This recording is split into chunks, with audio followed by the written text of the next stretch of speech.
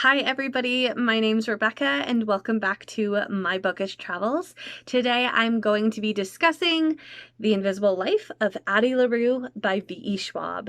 So I hope you guys are interested. I'm going to break this into three separate parts. The first part is going to be me just giving a brief synopsis in case you were like me when you heard about this book and you knew nothing aside from the fact that everybody loved it. And then afterwards you could have potentially found out that people hated it as well, but you probably heard more of the positives than the negatives before you picked this up. Number two is going to be just a few brief points that I liked or didn't like about this book without being spoiler. And then the third part is going to be a couple of spoiler things that I want to share.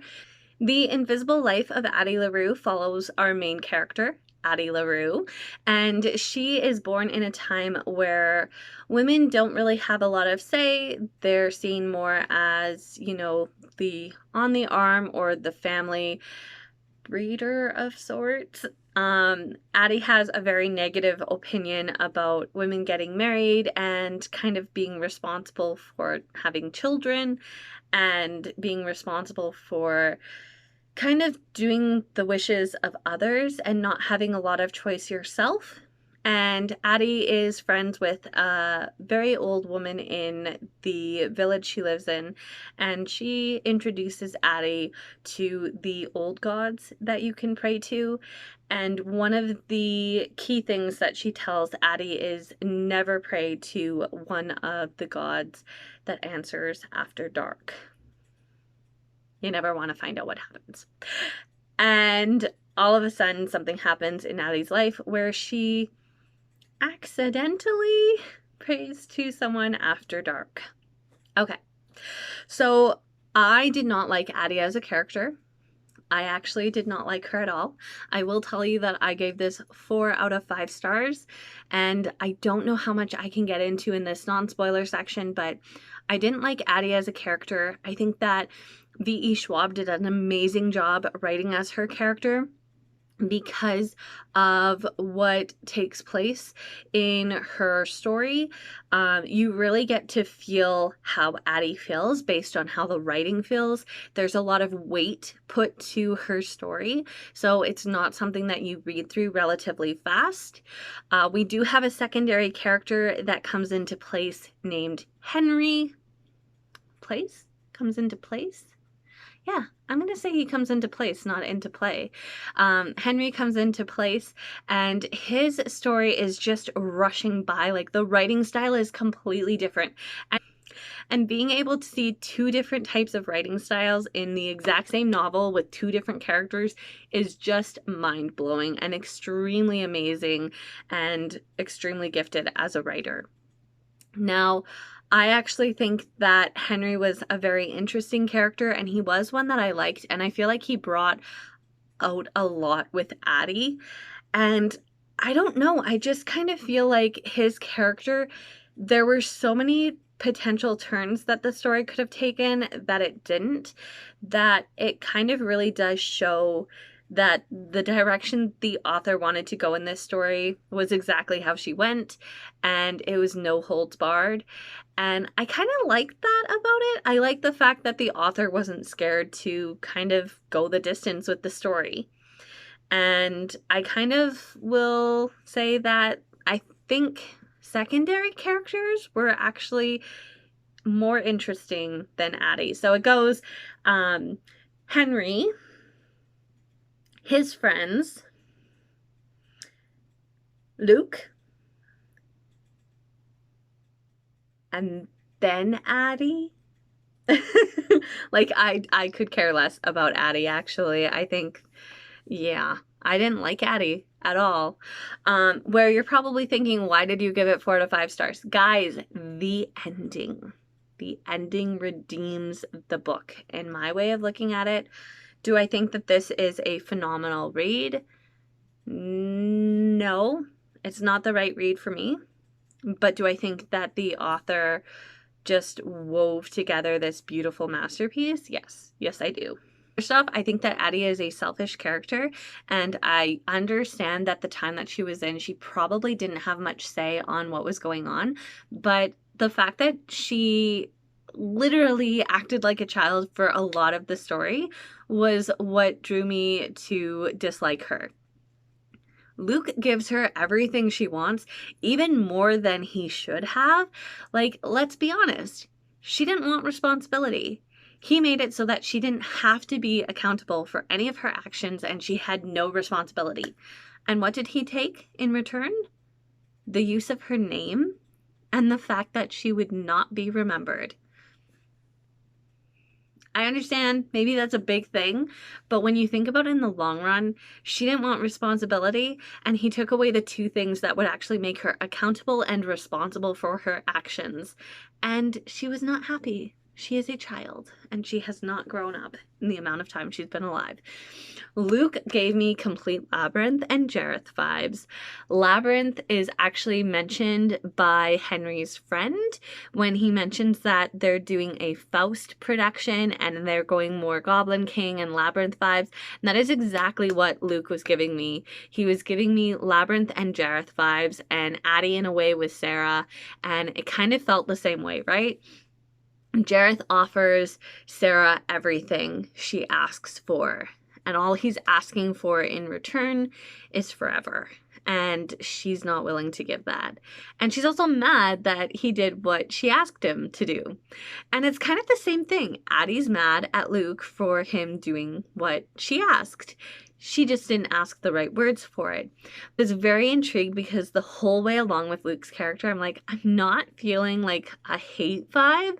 I'm totally getting like a mixed like hate-love vibe. And then all of a sudden I'm like, yeah, he loves her. And that turns out to be the case. And you know what? He's more mature than her because of the fact that he actually tells her, I do like you. And she's like, I would never want to be with you in my entire life. And he's like, go then.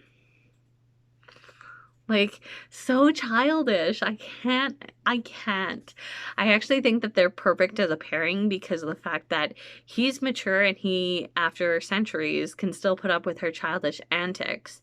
And she doesn't have anybody else to fall back on. And she's going to get bored with not being able to be remembered again in a short length of time. Now, yes, did this book give me, the ending that you kind of want at the end of Labyrinth, but you don't, which is for Jareth and Sarah to end up together. And you get that here. Luke and Addie are together, but Addie used the wording to her advantage. And the one thing is, Luke knows that. And I don't care how Addie's like, I'm going to have to wait, but I'm going to make it happen where he doesn't want me here. And then I'm free. And it's like, no. He knows the wording. Like, he put Henry into place in front of you. He did it on purpose. He did this. Like, he is so steps ahead of you that you can't even believe that he's probably already aware of the wording and everything. And the story is basically a play on Faust, right? Somebody is basically saying that they want something, he's providing it, but in return they have to give something that they don't want to. And I love how the author references things that are coming out in this story, and I feel like it was her little subtle, like, yes, if you're feeling this is exactly the intention I'm going for. And I feel, I don't know, I'm satisfied with it. I don't think I would read the novel again. I absolutely hated Addie and the writing of Addie because it was just so slow and drawn out, and you just could feel the exhaustion of her character. And Henry, because his time is so short, he's just like, you're racing through his pages and you're like, why are there not more from him? And I don't know. I feel like at the end, yes, I was happy that she got with Luke, but I also would have been just as satisfied if I could have found out a bit more about Henry. We basically just kind of see that he publishes her work so that it's there, and it allows him to pay off his student debt and figure out what he wants to do. But I also kind of wonder, like, where does he go from there? Is he okay? Does he have a relapse in like 5-10 years of how he was feeling before? I don't know. Does he accept this new lease on life and is like, yes, I'm going to figure out and just accept who I am and go with that? I don't know. Are there unanswered questions? Absolutely. Do I want a sequel? I don't think so. But I do want to say that if the author wrote some novellas from Luke's point of view, I probably wouldn't say no to those. But in general, I gave this 4 out of 5 stars because I think that the author did a really amazing job kind of making Addie grow up and then kind of remove all of that all in one. The writing was really good for how she emulated the actual characters with what was going on in their life, in the writing style that was being written in those chapters. And I just really liked getting to see real life. Like, the friends don't just disappear because the guy gets with the girl or the girl gets with the guy. I really like that. And I feel like there's certain things where I'd be interested to see if the artwork that was mentioned at the start of each part, or the types of art that are mentioned, if they're actually connected with real art or if it's just things that the author created to go with the story and said they were art. I kind of need to do some research on that. Again, I'm kind of conflicted on if I want to read, or not read, but I'm kind of conflicted on if I want to keep the book or not, because 75% of it I didn't like. The 25% that I did was Henry's point of view for those parts, as well as the ending. And I don't know. I'm kind of really drawn to this like fence post right now for this book, because I definitely can see both sides of, I'm really confused by this story and what everybody's raving about. Then on the other hand, I see it all and I'm like, I completely get where you're coming from. So it's a very mixed feeling review for me. But all in all, I'm glad that I did read it. And I actually enjoyed the fact that getting to talk to a friend of mine that read this, I was like, oh my goodness, like we have almost the same feelings for some of it. And it's nice when you can read with someone and you're like, all right, you get what I'm saying, right? Because I feel like that's how I was with this. I don't know. I've seen people that have strongly liked it. I have seen people that have strongly hated it. But I'm not seeing a lot of people that are in the middle of this being like, I am not cutting this rope. I'm gonna just let it tug between you two and watch, because I feel like that's the only answer. So if you guys have read this, please comment down below. Did you love it? Did you hate it? Do you agree with some of the things that I said? Do you disagree with some of the things I said? Let's talk, because I really want to know. And I will see you guys in my next video. Until then, stay safe, stay well, and I will see you then. Bye!